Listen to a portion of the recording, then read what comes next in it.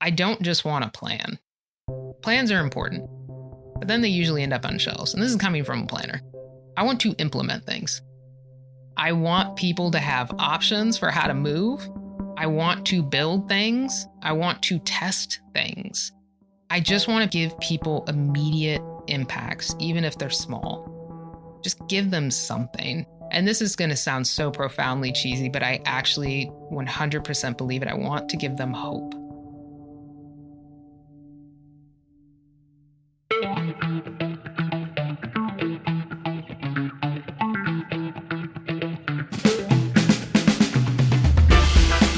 Welcome back to another episode of Spilling the Tea, the podcast that takes you behind the scenes of the MBTA. I'm your host, Andrew Cassidy of the MBTA's Customer and Employee Experience Department, and in each episode, we'll be diving deep into the inner workings and issues facing our organization. Today, we're honored to have a very special guest with us, Acting Secretary of Transportation, Monica Tibbits-Nutt. We'll be diving into the dynamic world of transportation policy at national, state, and local levels with the Acting Secretary, who brings a wealth of expertise and passion to her role. As the Acting Secretary of Transportation, Monica Tibbits-Nutt is a driving force behind the Commonwealth's transportation landscape. Her dedication and innovative approach have a profound impact on how we move and connect within the state. Join us as we explore the Acting Secretary's journey, her vision for the future, and how she plans to create sustainable mobility solutions and enhance public transit. We'll also learn about the MBTA's and MassDOT's commitment to promoting equity in every aspect of transportation planning and implementation, a testament to the Acting Secretary's vision for a more inclusive and connected future. So get ready to be inspired as we sit down with Acting Secretary of Transportation, Monica Tibbits-Nutt. Madam Secretary, thank you so much for joining us here today. Thank you for having me. First off, congratulations on your appointment as Acting Secretary of the Department of Transportation. You've had quite an extensive career in transportation. I was wondering if you could kind of give us a walkthrough of your journey so far. Yeah, I've been doing this a very long time. I'm going to take you all the way back. Let's go. My first job in transportation was making windshields for buses. It was miserable. I did this after high school before my first year of college. I think people call it a gap year now. I just called it I couldn't afford my tuition. So we're going to take some time to work on making windshields. It's actually my first job in transportation. After that, I went to undergrad for political science and sociology. I grew up super poor and I wanted to understand why. After that, I had to figure out really what I wanted to do for a living. And so I ended up going to architecture school. So I'm kind of the weird one. I'm not an engineer. I'm actually a planner, but I went to the College of Engineering in the School of Architecture to become a city and regional planner. I actually started out in housing. I was a housing planner right before the housing collapse, and that was brutal.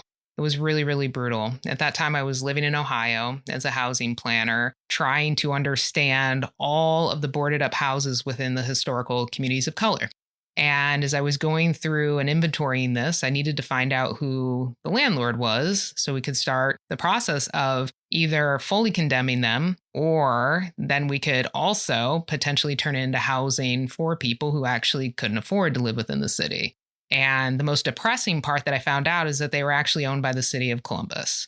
So we were making our neighborhoods look horrifying. And this was about the time they were doing balloon mortgages. And it was heartbreaking. And then I decided, you know what, I'm going to get out of housing. I was like, I'm going to go do something much easier. I'll go into transportation. And that's when I moved to Boston. My first job in Boston was at the MBTA Advisory Board. So the T has been part of my life for a very long time here. That was almost 20 years ago now, actually, that I moved here. And my first kind of role was looking at riders. Understanding riders, doing a lot of surveying of riders, talking to riders, writing the entire system, talking to elected officials. And the great thing about it is it gave me a very, very deep understanding of transit within Boston and the rest of the inner core. I didn't really branch out much beyond that, at least not in those first couple years. I also learned a lot about budget. What a lot of people don't know is back then, the MBTA Advisory Board was in charge of signing off on the MBTA's budget. And so in addition to looking at riders, I also was part of putting together analysis for the budget, which is profoundly complicated. But I think at that time, I didn't realize it, but it was really, really good training for my later roles. I did that for about 3 years. And then I went to the 128 Business Council, which is a transportation management association, actually the Commonwealth's first one. I think they're coming up on their 40th anniversary. But the other big thing they did is provided regional transportation that was open to the public, but completely privately funded. And the beauty of that is we got to do really, really amazing stuff. We were funded primarily from developers who have ridiculously deep pockets, but it did give us the ability to then close that gap. Because as a lot of people know, especially here in Massachusetts, and this was bad back then, people can't live near where they work. And that meant that people who, lived on a subway line, who needed to get to work at high-paying tech jobs or biomed jobs on the 128 corridor, they would basically end up at either Alewife at the end of the red line. They would end up at Noon Highlands on the green line, Waltham Center commuter rail, and then that was it. And so that's the beauty of companies like 128 Business Council is they close that gap for people. And like I said, it didn't cost the communities anything. It didn't cost the T anything. And that partnership worked out really, really well. And I did that for 13 years. During that time period, I was also put on to the MBTA board and the MassDOT board. MBTA board at that time, Fiscal Management Control Board. We came in 2015 after Snowmageddon. Really great time to get involved there. And I did that for 6 years. I got a little bit of a reprieve from 2021, and then going into 2022, I was approached by Maura Healy and her team to help her build her transportation policy for a campaign, then did the transition documents and plans after she was elected, and then was appointed as undersecretary. And I did that for 7 months, and then I became acting secretary. And I have to say, it's been an unbelievable journey. That does mean that in 10 Park Plaza, this will be my third office, which I think is kind of funny. I love this place. I think that's the other thing. I love the T. I love DOT. So it's an unbelievable responsibility, but it is also an honor to be able to serve. And I always remind myself that when I leave here at 9 o'clock at night, that everything we do every day is incredibly important. But transportation has been a major part of my entire adult life. And it'll continue to be that. I can't imagine ever leaving this industry. Yeah, I just really can't. So I'm really excited to be in this new role and really see what's going to happen next and see what all we can do at the T, what all we can do at DOT, because I think, we always talk about we're at pivotal moments. I actually really think we are.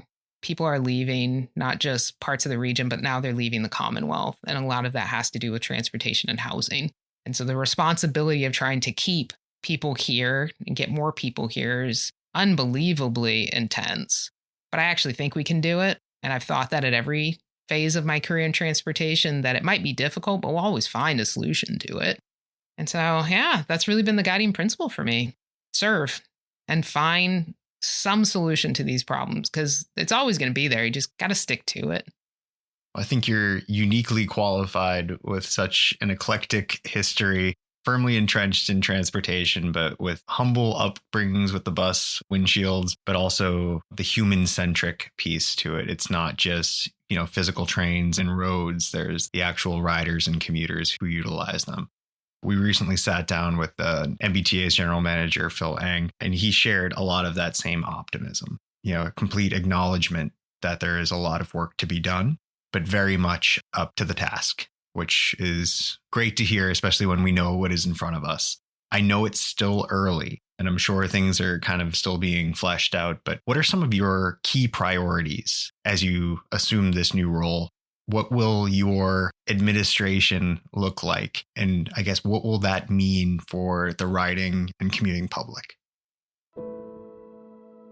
I would say what this administration is going to look like is we're going to represent the people we serve. We're going to look like the communities we serve. I think when you talk about priorities, it's really difficult. People like to narrow in on very particular projects. And I think that is something I really try and get away from. And so my priorities are very, very large. I would say the first, dealing with climate change. We're a filthy, filthy industry. We're the biggest contributor. And I think it's not just working to change out our fleets. It's not just working to better connect people in cleaner ways. I really do think it is a reimagining of how we operate transportation. Battery electric buses, battery electric trains, hydrogen planes, hydrogen boats, all of that is actually fairly simple. Getting people out of their cars, that's the really difficult part. Climate is going to be a really, really big focus because it has to be. We are seeing the impacts of climate change every day. Every summer is getting hotter. Every winter is getting hotter. And it's not just the impact on our communities. It really is an impact on our transportation system. It's going to break down more. It's going to be really difficult to meet all the demands when you have parts of the system needing to be shut down, parts of our roadway needing to be shut down. Climate change and addressing the climate crisis in our transportation system is of the utmost importance. It is my number one priority. I would say after that, it's really looking at connecting all of the Commonwealth, making sure that everyone has access to public transit. We have 351 municipalities. Only 171 of them are served by the MBTA. I think that that's something a lot of people don't think about.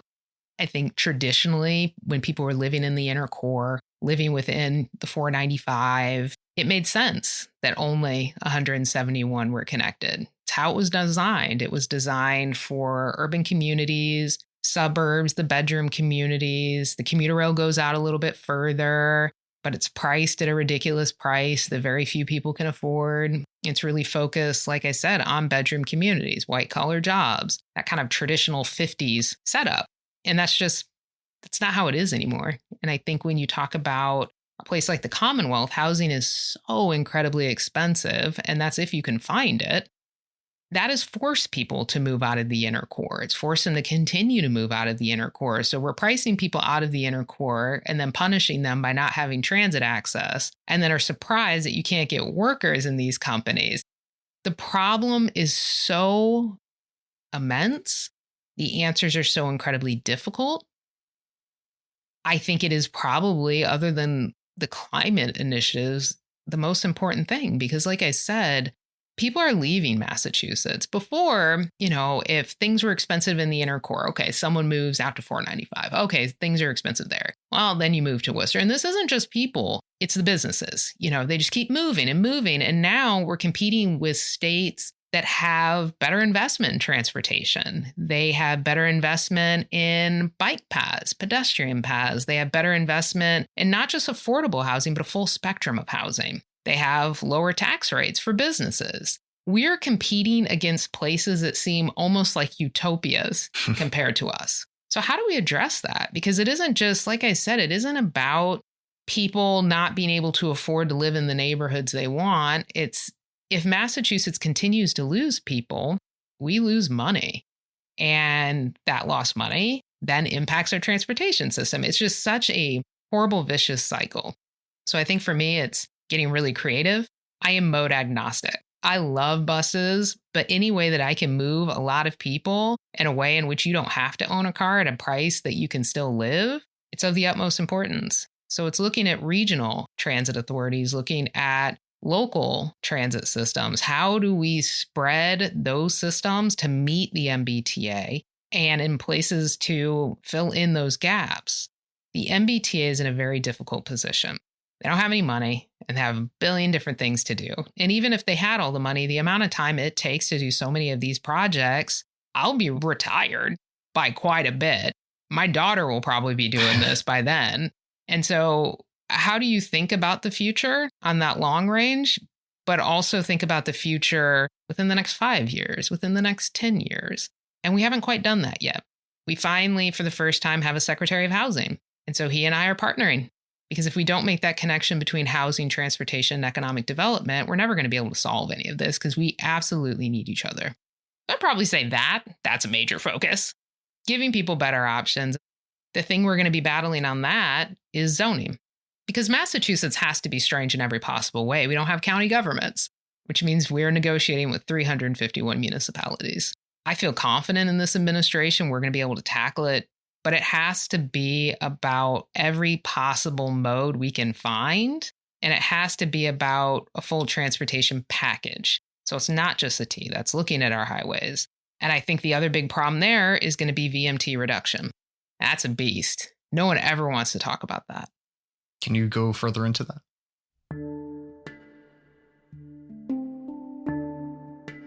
So the vehicle miles traveled, that is the thing that is destroying our air quality. It's the thing that's causing so much congestion. I mean, we have the second worst traffic congestion in the country, some of the worst traffic congestion in the world. And everyone talks about, well, you know, the reason people are driving is because there isn't better public transit. And so it's completely the T's fault that our VMT is not going down. It's T's fault that, you know, our communities are choking on their air. And here's the thing, it isn't. It is 100% not the T's fault. Our highway systems are the ones making the air quality horrifying. The cars sitting in traffic are making our air ridiculous. And it's also making it to where people are spending so much time, so much money trying to just get to work or school that once again, it goes back to you're just pricing people out of here. VMT can only be reduced. And this isn't just my opinion. This is backed by all of the research. VMT can only be reduced by basically making it too expensive for people to drive. You talk about congestion pricing, tolling. There are many different levers, but none of them are positive. If you make transit lower cost, which you 100% should, transit is a public right. It is a service that should be provided as part of living in the Commonwealth. Do I like free transit? I'm not against it at all. But I think free transit, lower cost transit is an equity issue. It is not a solution to climate change. And I think when you start to put those two things together, that's when it makes it impossible to address either. And so I think that's why making climate such an unbelievable priority for this administration is essential, because otherwise we focus too much on one problem to the detriment of the other problems. And then it puts you in the same position of just kicking the can down the road, which is what many administrations have done. And it's not just here. I mean, it's across the nation, it's across the world. But now it's come due. We've run out of time. We've more than run out of time. And we really have to think much more thoughtfully about this, but that does include, you know, we always are going to like carrots. Nobody's going to like sticks. I like to think about some of the things, you know, some options are sticks. Some of them, as I like to tell my team, are more like pool noodles, just like a light hit. But we're going to have to start thinking about those hits. But if you're not thinking thoughtfully about what other options you give people, wealthy people who are already paying tolls are not going to care. I would say for a lot of people in the Commonwealth, no one's looking at your easy pass statement. You're just not. But for some other people, that dollar, guess what? Their kid's not going to be able to eat. It makes a big, big difference. And I think about it a little bit differently than some of my predecessors because I grew up in extreme poverty. So I know that dollar actually matters. But the pricing of transit is not going to impact VMT. We need to do both. But I think if we don't really start to be very upfront about that and take out kind of the politicization of this situation, then we can actually fix it. But transit and transportation have become so politicized. They become these balls that everyone throws around. And we talk about, well, this person did this wrong. Well, they should have done this. They should have done this project. They should have done this. 50 years ago, they should have done this. At the end of the day, it actually doesn't matter because the riders, the residents are the ones paying the price while we sit and argue about projects. My priority in this administration, my priority with whatever time I get to serve in this role is doing as much as I possibly can. I'm kind of a nerd. I'm a politics nerd. So, I mean, West Wing, obviously, guiding light of my life. Of course. But there was this movie, The American President. I think it came out maybe when I was in junior high. And I mean, I am a nerd. I've always been just like very absurdly obsessed with politics. And this movie, The American President, I love it. It is probably my favorite movie. And there is this line in there. I actually have this written on my whiteboard a lot of the time when I need to remind everyone why we do things. It is more important to do my job than it is to keep it. I don't care how long my tenure is. I really don't. I do care about doing as much as possible with the time I have because many people don't get that chance. And for my demographic, there is absolutely no reason I should be in this job. None. I have everything going against me. I am the first Black female to ever serve in this role. I'm the second Black person to ever serve in this role. My daughter gets to see that her Black mom has got a shot at this to make things a little bit better. I am not going to waste it. I'm absolutely not going to waste it. Not for one day, not for 1 minute. I think it's so refreshing too to hear someone who's in a position of power, who is so undeniably passionate and dedicated to the act of service, to the actual core function of not just transportation, not just getting people from A to B, but the secondary and tertiary effects that transportation provides. It's very exciting. And again, paired with a new general manager and everyone else who's really pushing for this, it's a struggling, difficult time, but there is still that optimism, which you just can't underplay. So very exciting. If we can't do it now, I don't know when we can. We have the perfect alignment right now. And I think people are open to it. And I think we're in a level of desperation and crisis. We have a shot at this. We really do. Having a new general manager who's bringing a new perspective, a new administration bringing a new perspective. And I've known you for about 5 years now. There's no reason someone as talented as you or a lot of the people in this building should be here. You can go make a lot more money doing a job that's significantly easier. But I think that is the passion. And that is the thing that will always keep me going, is that there are thousands of people here and out in the field who care so dearly about this because the sacrifice is immense. It really is immense. Our families pay a very high price for this, which is why I also think we can't waste it. It can't be for nothing. Absolutely. I randomly bumped into someone today who ended up being a new applicant for a bus operator. He just went through his interview process. He's going to start his training soon. He mentioned exactly that. He's previously been an Uber driver, or Lyft driver, or Amazon delivery person. But he wanted to have an impact. And I think that's something that people don't necessarily understand, but there is this call to service, the desire to improve upon your community and, make some place better for future generations. Absolutely. What can the average person do to help realize these aspirations? You're at the head of the Department of Transportation. You have your job cut out for you. Same is true for the general manager. What can the average person do to keep this moving forward, to build that better T, to make a better MassDOT? I used to say this all the time on the board. Hold us accountable. Hold us accountable. Do not let us say something and then not follow through. Don't let us talk about our values, our priorities, and then let us get away with not following through on that. And I think it then goes back to, like I said, accountability for what we do. Talking about us not doing a good job on Twitter, on LinkedIn, TikTok, in the newspaper and things like that. I think a lot of people say, why are they always beating up on us? Can't you ever talk about something else? And I get it. I don't like the things people say about me. I didn't like it when I was on the board. Not many people have said anything horrifying about me quite yet. Give it time. But it held me accountable. And people wouldn't be so passionate if it didn't have such a major impact on their life. So hold us accountable. I'm not going to say the usual thing where it's like, come out to public meetings. People have lives and they have many things to do. Coming out to public meetings is pain for most people. If you can talk to other people about it, if you see us on transit, trust me, my dentist brings this up every time I get my teeth cleaned. Talk to us. Tell us what your problems are. Tell your local officials what the problems are. Tell your kids. Just talk about it. Talk about it. Never stop talking about it. But I think the accountability is important. And I think oftentimes officials like myself will complain about it. Like, they're just never happy with any. No, they're not. 100% not happy. And it's justified. So I would just say, keep holding us accountable. Don't forget the things we say.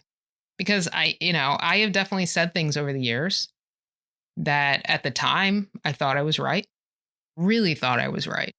And having done this for so long, I think especially on the board, a lot of people love to dig up things that I said when I was on the board. I'm never going to lie about it. I will always explain why I thought that at the time. But also sometimes I'm just wrong. We're just wrong. And I think that shows for all of us who will just own that a level of accountability. Just don't let us get away with anything. That's the biggest thing. Just don't let us get away with anything. Residents deserve better than that. And we owe them more than that. Like I said before, very refreshing to hear. I don't think you're going to find a lot of people in any level of politics or government in any way, shape, or form saying those words. So again, it just speaks to your passion for the role. Well, also speaks to why it's so surprising I got in here. But we'll see how long I can hide out while doing stuff. Well, I'm looking forward to seeing what you do while you're in the role for however long that may be. I guess while you are in this current role, what is your vision for transportation in Massachusetts? And I know that's a very large question, but what is that vision that you are chasing, that you're pushing forward, and that you'll be trying to achieve every day that you are? Give people more options. Central and Western Mass are really, really important right now. They're building a full spectrum of housing. They're making the right investments. They're doing really well with their schools. They're giving people more options. I really want to better connect them, not just into the T, but into other parts of the Commonwealth. Same thing with the North Shore and the South Shore. Just thinking outside of the inner core and also pushing the inner core communities to build more housing. That's my goal. I want people to have options in where they live, where they work, where their kids can go to school. Just want people to be able to access a better life. And, we do really, really great roadway projects. I just wish we had less cars on them. I think there have been some really great investments in, upgrading the T, making it safer, thinking more thoughtfully about long-term maintenance. But expansions of the system just aren't going to happen anymore. We just don't do those level of projects. And in the United States, especially places that have these legacy systems, they don't do those projects anymore. So I think spending too much time focused on a particular expansion project, I think can be very distracting. I just would really like to use buses better. I would like to use local ideas, whether it's looking at extending a bike path or setting up a smaller bus route when you see where people are living and where they're going to work and just using that data. But I think actually even more important than that is not focusing so much on the data of where people are going and not so much on the data of density. Build it, and then they will be attracted to it. And so I think that does take a major shift in transportation planning. That's going to be a really big focus.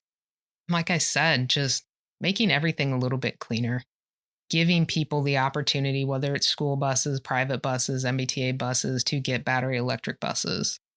As far as the trains, doing the best we can to switch those over to electric. That's going to be insanely expensive, take a really, really long time. But I think doing some of these interventions in the meantime are really important. I don't just want a plan.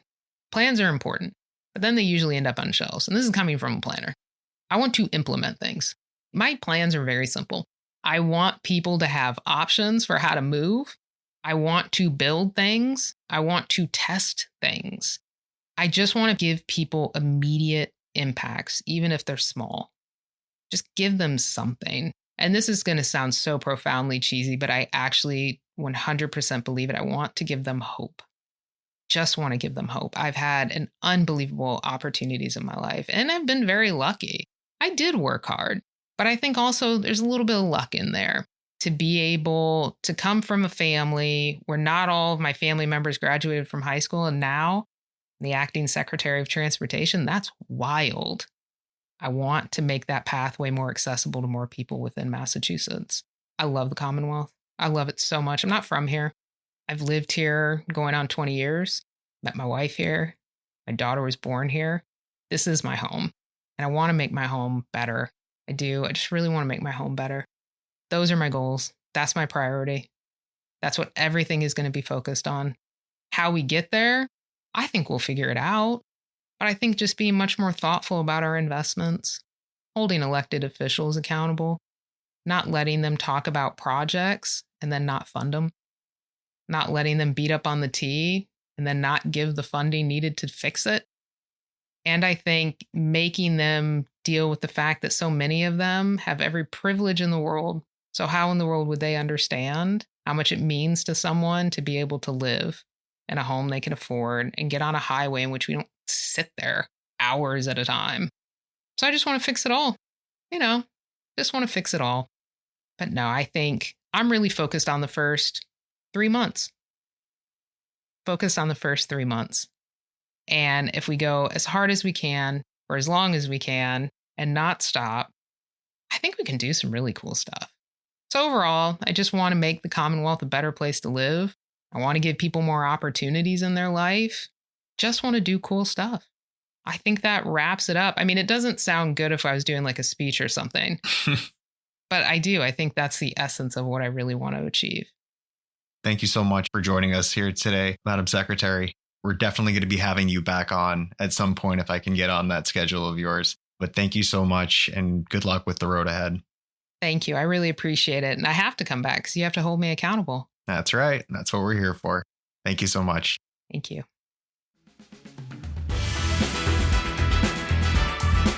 As we wrap up this incredibly insightful episode with the Acting Secretary, I'm full of hope and optimism. Acting Secretary Tibbits-Nutt's dedication to shaping a transportation system that's not only efficient, but also equitable, sustainable, and innovative is truly inspiring. I want to extend my sincere gratitude to the Acting Secretary for taking the time from her busy schedule to join us and shed some light on the interconnected workings of transportation and the path forward. To our listeners, thank you for being a part of this journey. Remember to subscribe to Spilling the Tea on your favorite platforms. If you have any thoughts, questions, or ideas for future episodes, don't hesitate to reach out. Your engagement ensures we continue to bring you valuable and insightful content. Until our next episode, I'm Andrew Cassidy, and this has been Spilling the Tea.